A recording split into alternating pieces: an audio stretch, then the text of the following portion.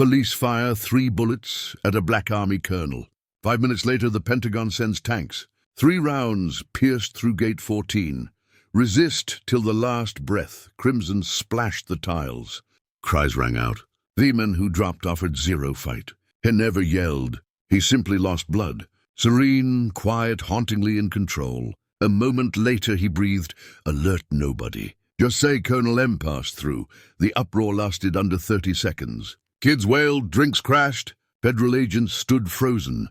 Loudspeakers kept announcing flights, while terror gripped the terminal. Beside a hot Glock stood Officer Ryan Brooks, shaking. Shots discharged. Target neutralized. Atlanta Airport, Gate 14. Need support. Yet no criminal, no clash, no weapon. Only a man in a worn coat bleeding onto the ground. His eyes blinked slowly, like he'd lived this before. Ryan yelled, "Stay down!" louder than required. The man raised his head peacefully. No contacts, no titles.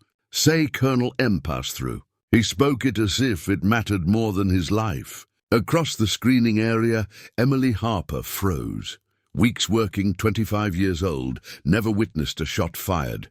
But when she caught Ryan's voice shift, her finger hit her smartwatch. Capturing now there reeked of smoke. A coin rolled from a man's boot and stopped beneath the scanner. That sparked it all.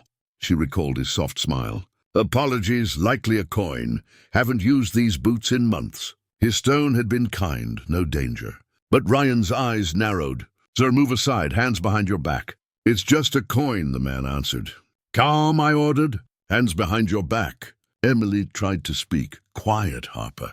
Then the blasts. Medics rushed in, tripping over luggage. Phones recorded all. One medic knelt. "Sir, can you talk?" "I'm okay," he said, breathless. "Name?" "Colonel M. That's not a name. It's everything you need." He said it like a vow, not a mystery. Emily stepped back toward the glass, trembling. Her capture still ran. She saved it to her secure cloud. Ryan was already speaking fast. He searched for excuses. "Maybe high." "He didn't move," she whispered. Ryan ignored her. The man's blood spread like ink, but his eyes stayed sharp, scanning exits. "We must move him," a medic said.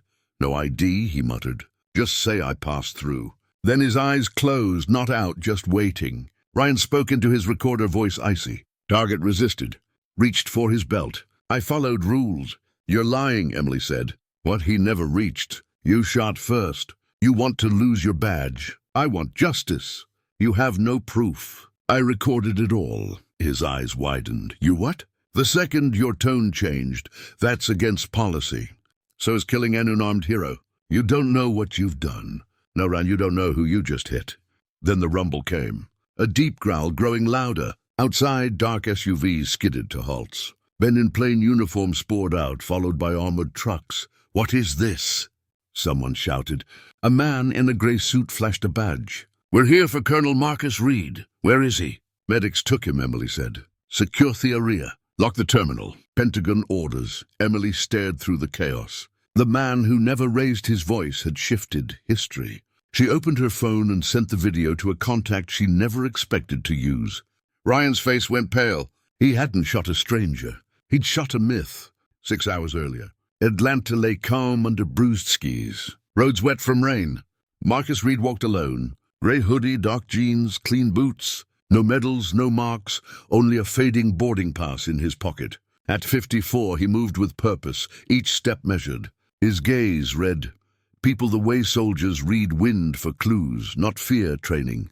He had served 29 years, led secret rescues no one ever mentioned, and buried friends whose names never graced walls. When he retired, he left the uniform, but not the awareness. He'd planned to vanish quietly, restart somewhere by the sea. But that morning, he'd received a 7-word message. "You were right. They're coming for you." At the airport, he'd felt eyes on him long before security. He'd slowed near Gate 14, checking corners, exits, reflective glass. Then the scanner beeped. The young officer Emily looked unsure but kind. The older one, Ryan, looked ready, the type who confused power with control. Reed smiled, lifted his boot, likely a coin. Ryan's hand hovered near his gun. "Step aside, officer. I'm hands behind your back." 3 seconds later, shots. Now hours later, somewhere between awareness and command, Reed felt the stretcher jolt over cracks in the pavement. He could hear sirens, the distant roar of engines. "Central Memorial, right?" one medic said. Reed didn't answer. His fingers brushed the coin they missed in his pocket. Not metal, but a tracker smaller than a dime. He'd known they'd come for it. The coin in his boot had been the decoy. In the ambulance mirror, blue lights flashed across his face. The medic said softly, "We'll arrive in 5." Reed's eyes opened halfway. "No, you won't," he murmured. Behind them, military vehicles closed in. Emily's video spread through secure channels.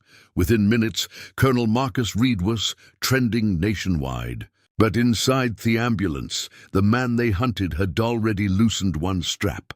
He looked at the medic and smiled faintly, blood still in his sleeve. "Say I pass through," he whispered again. And then everything went white. The military never truly leaves you, especially when you were once the man called when all else failed. Colonel Marcus Reed had led missions in Fallujah, Kandahar and Ramstein. He'd been in rooms that didn't exist, shaped policies no president would sign, but that still changed history. Yet today, he was just a father going to surprise his son. Cadet Nathan Reed, newly accepted to West Point. He wanted the trip to feel normal. No uniform, no guards, no privilege, just a black man walking through security like everyone else. Because he needed to know how the world treated him without the medals. He'd left the uniform, the salutes, even his ID behind. Somewhere between the emerald of smiling veterans and the metal detectors, he'd whispered to himself, "Let's see if any respect survives the metal detector." He didn't know how prophetic those words would be. TSA officer Ryan Brooks had been at Atlanta for only 3 weeks, moved after profiling complaints quietly erased. He called his hunches gut feelings. Others called them racism with a badge. He hated calm, confident travelers, the kind that didn't flinch under scrutiny. And when Marcus stepped up to the belt, serene and collected, that confidence set Ryan on edge. Marcus placed his hoodie, boots, and phone neatly on the tray. "Scan him again," Ryan ordered. "Sir, you already passed," said Officer Emily Harper. Brooks ignored her. The scanner beeped. "What's in your shoe?" "Likely a coin," Marcus said. "Haven't worn these since Frankfurt." Ryan froze. "Frankfurt military." Suspicion flared. Marcus met his eyes. "You're welcome to check." His calm felt like authority. And Ryan, insecure in his own, mistook it for defiance. "Step over here." "Hands behind your back." "He hasn't done anything," Emily protested. "He's following orders." That's a refusal. Ryan barked, voice rising. People turned, cameras tilted. Marcus slowly reached toward his boot. "It's just a coin." "Ali never finished." Ryan's hand jerked to his holster. In that instant, something irreversible began. Emily's heart raced. She didn't fully grasp what she was seeing, but instinctively, her thumb slid over her smartwatch. "Record this." Under the harsh lights, Marcus stood perfectly still. The coin shining in his fingers, his eyes calm, resigned. Ryan's finger trembled. The air was thick with fear and history, and far away, deep in the Pentagon, a secure line rang. A voice command. No fingerprint, no hesitation. Protocol Alpha, condition red, Atlanta. Wheels began to turn. Invisible but unstoppable, Marcus Reed, the ghost wrapped in middles, had once commanded global operations. Now the system he'd helped build was waking again, not to protect nations, but to confront what one man's fear had just set in motion.